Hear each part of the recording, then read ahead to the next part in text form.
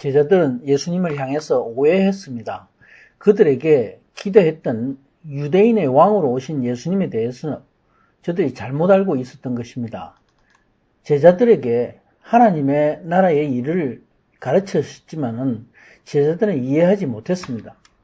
유대 왕국의 성취를 기대했던 저들이 예수님의 부활의 예언을 조금도 생각해내지 못해 당연한 것이죠.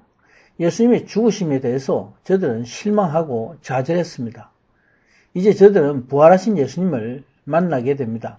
오늘 본문은 여러 제자들이 부활하신 예수님과의 감격적인 만남이 일어납니다. 예수님이 11제자가 모인 장소에 나타나셨습니다. 부활하신 날 5번째 제자들에게 나타나셨습니다. 예수님은 계속해서 자신이 다시 살아나신과 주가 바로 살아계신 하나님이심을 제자들에게 또 여러 예수님을 따르는 자들에게 증거하고 있습니다. 두 제자가 거의 엠마오촌에 가까웠을 때에 예수님은 계속 가시려는 것 같이 하셨습니다. 그렇게 하신 이유는 예수님이 언제나 우리가 자신의 의지로 주님께 나오기를 원하는 것과 같은 의미입니다. 이와 같이 예수님은 언제나 우리의 결단을 기다리시고 우리의 마음의 생각과 의지를 물으십니다.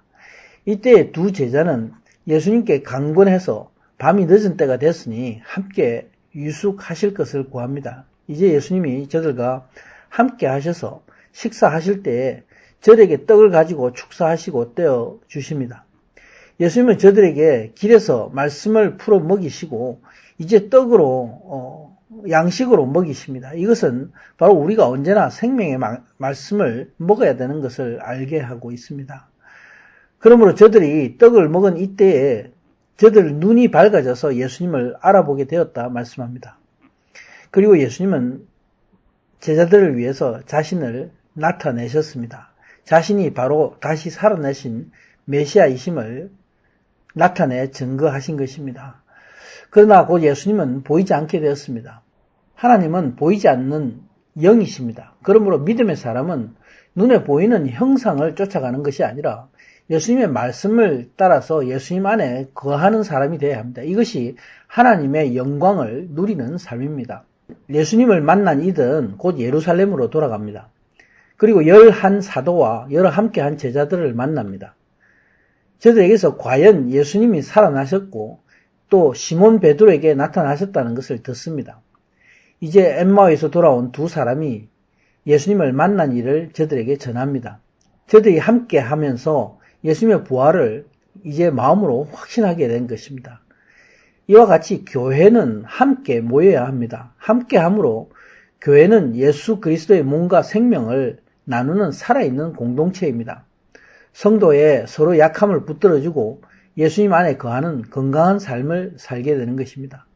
예수님은 승천하시기 전에 저들의 믿음을 굳게 하시기 원해서 제자들에게 나타나 증거하셨습니다. 저들이 오직 성령을 받게 되므로 온전한 믿음을 갖게 될 것을 원하셨습니다. 복음을 그래서 온 땅에 전하는 제자들이 되기를 원하셨던 것입니다. 이렇게 서로 증거를 나눌 때에 예수님이 친히 모든 제자들 앞에 다시 나타나십니다. 그리고 너희에게 평강이 있을지어다 말씀하십니다. 저들이 이때 놀라고 무서워하면서 나타나신 예수님을 영이 아닌가 생각합니다. 이 생각을 아시는 예수님은 너희는 두려워하지 말고 의심하지 말라 이렇게 말씀하시면서 자신의 육신의 손과 발을 보이십니다. 그리고 만져보라 하십니다.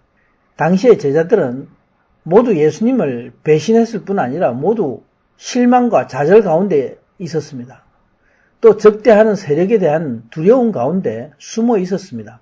그리고 악한 저들 제사장들과 서기관들은 예수님의 부활의 소식을 날조하기 위해서 거짓 증거를 꾸미고 있을 때입니다. 부활하신 예수님은 그 몸이 변화되신 몸입니다. 바로 온전하고 완전한 하나님의 영광의 몸입니다.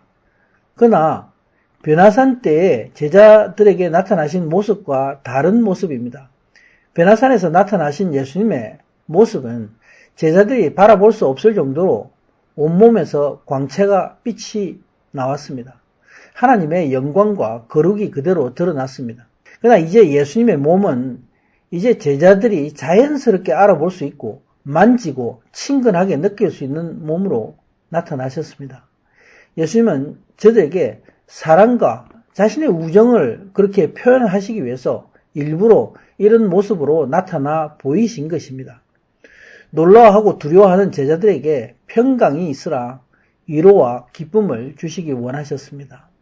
저희가 너무 기뻐함으로 오히려 믿지 못하고 기이하게 여겼다 말씀합니다. 이때에 예수님이 말씀합니다. 여기 무슨 먹을 것이 있느냐?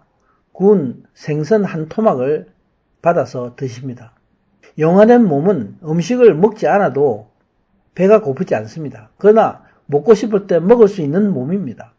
시간과 공간을 초월해서 동시에 존재하는 영화된 몸입니다.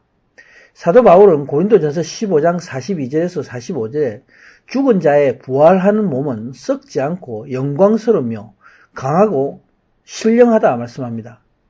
예수님의 변화된 모습을 보게 하시는 것도 바로 성도의 영화된 모습이 이런 것이다는 것을 알게 하기 위함입니다. 하나님의 자녀들은 예수님이 다시 오실 때에 이런 영광의 새로운 몸으로 다 변화하게 됩니다. 우리가 지금의 연약한 육신의 그런 모습이 아니라 천사와 같은 그런 영적인 능력과 영광의 몸을 가진 하나님의 형상을 드러내는 몸으로 변화되는 것입니다. 영과 혼과 육이 온전히 회복이 이루어지게 됩니다. 아멘.